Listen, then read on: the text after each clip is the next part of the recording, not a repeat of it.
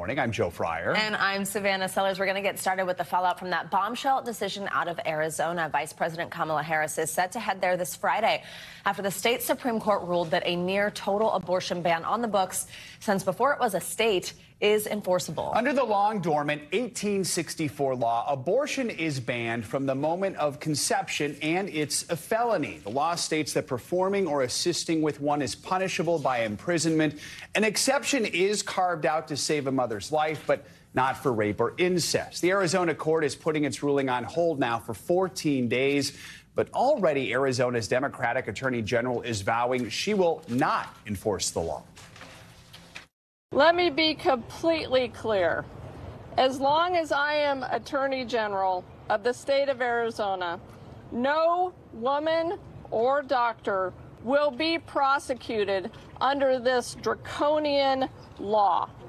We have full team coverage of this landmark decision. In just a few moments, we're going to speak with NBC News legal analyst Danny Savalos and NBC News correspondent Vaughn Hilliard. But let's begin with NBC News Washington correspondent Yamiche Alcindor. So, Yamiche, walk us through this decision. What should we know about it? Well, this was, as you said, a really striking and bombshell decision by the Arizona State Supreme Court yesterday.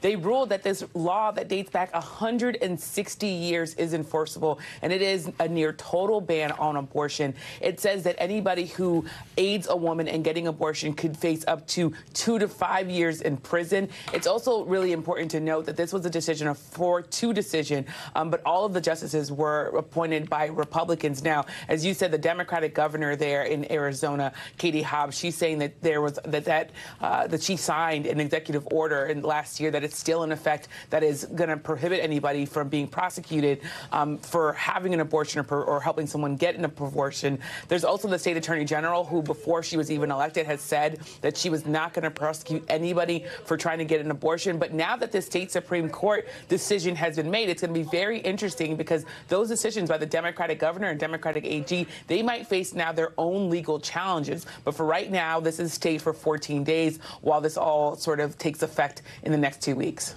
So exactly, the decision doesn't take effect for 14 days. Walk us through those next 14 days, what it means for women in Arizona right now, what we might see elected officials do before this does go into effect. What happens over these 2 weeks?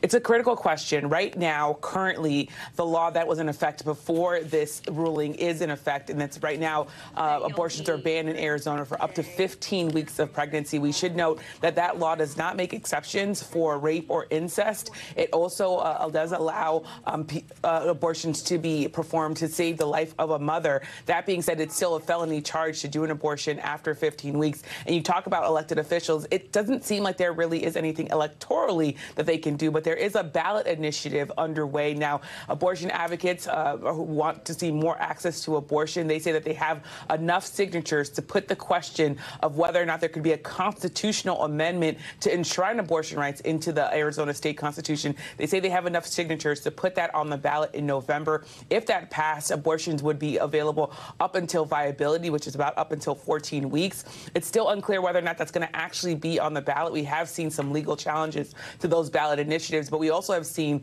a number of cases where those ballot initiatives, including in really red states, those ballot initiatives have been successful in the past. Joe, Savannah. That points to the fact, Yamiche, this is going to be a huge issue on the campaign trail this year. What is it we are hearing on the campaign trail, some of the reaction? Well, it's very interesting. On the Democratic side, you have President Biden as well as Vice President Harris. They are really jumping on this and saying that this is really dangerous for women's health. They're also putting this squarely in the responsibility of former President Trump, saying that he did this, that this is really a complete consequence of the overturning of Roe v. Wade. You're going to have the Vice President going on Friday to Arizona. I'll be traveling there as well to really talk about abortion access there. I imagine that the Vice President is going to do what she's done in a number of other cases, which is highlight personal stories of women who they believe lives were in danger because they were denied abortion access. So you're going to see the Vice President really going out on this and talking about this a lot. You're also, though, interestingly enough, we've seen former President Trump put out a statement earlier this week where he was saying that this issue should be left to the states. But you're also seeing Republicans now in the state of Arizona distancing themselves from this decision by the state Supreme Court, which is really interesting. Take, for example, someone like Carrie Lake. She's running for office again after losing the governorship race. just 2 years ago, she was saying that this 1864 law, that it was good policy. Now, after the state ruling, she's saying she opposed it, that it's out of step with Arizona. And so you're even seeing Republicans now trying to say that this is the wrong ruling, that there shouldn't be total bans on abortion. So very interesting to watch that space. All Joe, right. Savannah. Michelle Sindor, thank you so much. Well, for more on this, we are joined by NBC News correspondent Vaughn Hilliard and NBC News legal analyst Danny Savalas, both here in studio with us. Vaughn, you are a native of Arizona. Just tell us what you're hearing from people, how they're reacting there. Right. This is the point in time, almost 2 years after Dobbs and the overturning of Roe v. Wade, in which the real human life stories from the abortion access coming to an end in places like Arizona are going to become more real, but also the political consequences here. In Arizona, exit polling from 2022 showed that 2/3 of Arizona voters wanted abortion rights, reproductive rights access. I want to let you listen to Lulu and Maya, two voters in Arizona that just last night were talking with our colleague out in Arizona, Alex Tabbitt. Take a listen. Was a punch in the gut as a mother, as a sister, as a woman. Childbirth and bearing a child is not easy, and it comes with a lot of challenges. And I know that they say, oh, it's only, if in the case of the mother's health, but who is to determine that? I just feel like it should be out of the government's control. I feel like it's women's bodies, and they should be able to do whatever they want with their own bodies, and like no one should be able to control what I want to do. This is visceral, this is real, and in real time we're talking about abortion providers looking at shutting their doors because of the potential consequences that could stem. We're talking about the territorial ban that would call for the imprisonment of 2 to 5 years for abortion providers. So the stakes are high in the state right now. So, Danny, this decision on hold for 14 days, essentially. Help us understand the timeline here. Yeah, the case will go back to the trial court on remand to consider other constitutional challenges unrelated to Dobbs and Roe and the constitutional challenges that were already decided by the Arizona Supreme Court in this case. And then because of a parallel case that's currently pending, really technically providers will be able to provide abortions, it appears, up to and including May. So a short reprieve, but not a very long one at all. Vaughn, we've heard from the Democratic governor of the state who said this has to be repealed. We also heard from the state attorney general who said she's not going to enforce it. Does that mean that this is moot? Do those comments, do those opinions have any power here? Right. It's a really good question here. Both of those individuals are Democrats. The governor signed an executive order just last year saying that the attorney general would be the one in charge of prosecuting all the abortion cases here. Now, there's questions over whether county attorneys in the state, there's 15 of them, whether they could potentially challenge the authority of the attorney general to actually force her hand through the court system to actually go and prosecute these abortion cases. Yeah, talking about the attorney general, Vaughn brings up a really good point, and it's this. A lot of times when there's a law that maybe an elected attorney general or appointed attorney general thinks isn't a good one, they'll say, hey, we're not going to enforce it. And a great example is marijuana legislation. Marijuana is still federally illegal, and the federal government's taken an approach of, well, we're just not going to pay attention to it. That is not a permanent fix. It's a problematic fix because it leads to selective enforcement. It leads to a problem where you have laws that are extant on the books, and the enforcers of that law, the attorney general, is just saying, hey, I won't do it. What's to say that the next attorney general won't enforce it completely? What's to say that a county prosecuting attorney might decide, I'm not going to listen to the AG, I'm going to enforce this law? So that is a temporary fix. It is not a permanent fix. What could be a permanent fix is if voters decide to enshrine abortion rights into their rules there. Where does that, how likely are we going to see this on the ballot in November, Vaughn? Just last week, multiple organizations, including Planned Parenthood of Arizona, said that they had collected more than 500,000 signatures of Arizona voters to put on this November's ballot a constitutional amendment that would codify abortion protections up to 24 weeks here. So we're looking at 7 months from now, the general election, this coming down to Arizona voters. Politics is not just all campaign who wins, who loses. It comes down to policy. And this referendum state measure is going to be significant. And it's also going to be a message to other states where they're trying to also get these sort of similar ballot measures and sending a clear message that this is what Arizona voters want. All right. Vaughn Hilliard, Danny Savalas, thank you both very much. President Biden is stepping up his public criticism of Israel Prime Minister Benjamin Netanyahu's handling of the war with Hamas. Yeah, in an interview with Univision, the president said Netanyahu is making a mistake. Here's more of what Mr. Biden had to say. What I'm calling for is for the Israelis to just call for a ceasefire, allow for the next 6-8 weeks total access to all food and medicine going into the country. I've spoken with everyone from the Saudis to the Jordanians to the Egyptians. They're prepared to move in. They're prepared to move this food in. And I think there's no excuse to not provide for the medical and the food needs of those people. They should be done now. Meanwhile, Vice President Kamala Harris met with families of the hostages at the White House yesterday, 6 months into the conflict. Hamas continues to weigh Israel's latest ceasefire proposal, despite Hamas leaders saying Israel did not meet their most crucial demands for releasing more hostages. NBC News senior White House correspondent Gabe Gutierrez joins us now with the latest on all this. Gabe, good morning. So let's start with that meeting between the families of hostages and Vice President Harris at the White House.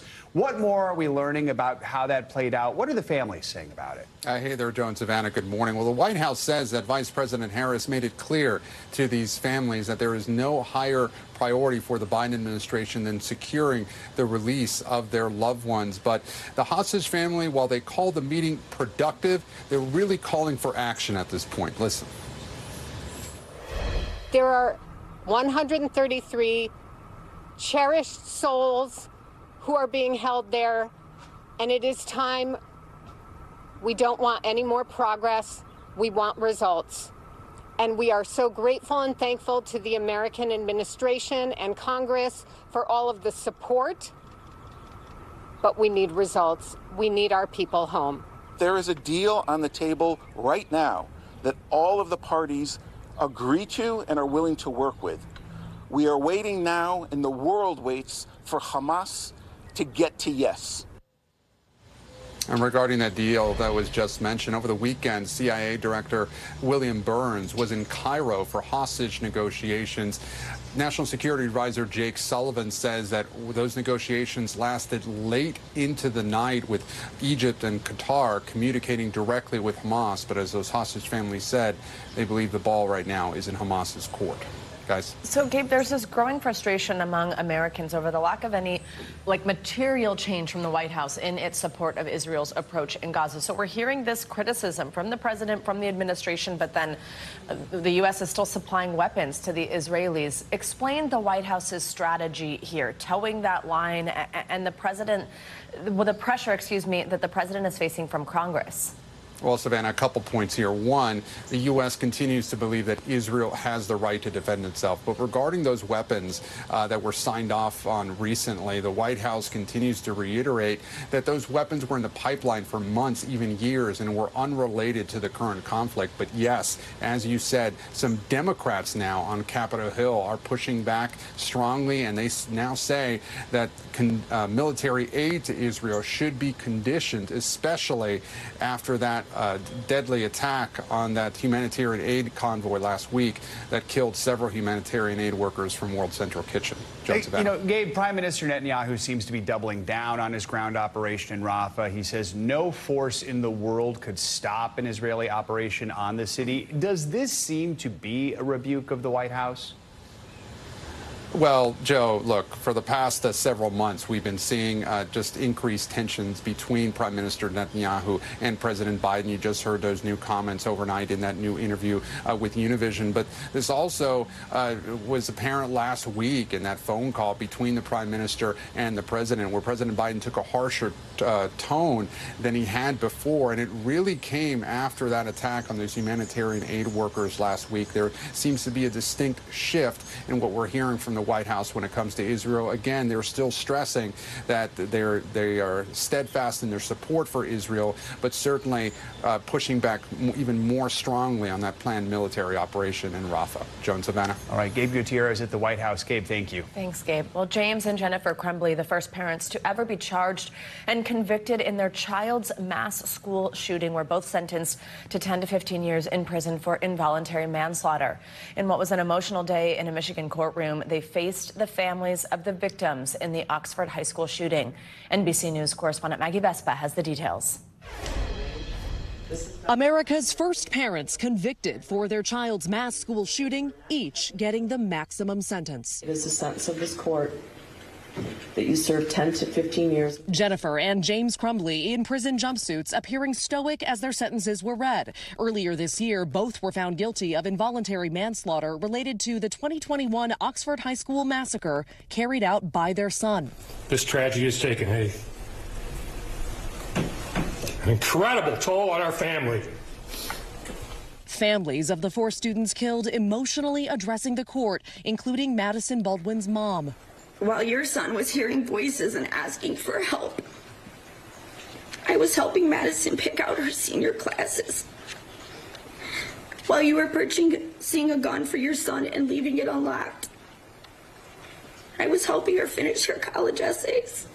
At times, loved ones speaking directly to the shooter's parents. You failed as parents.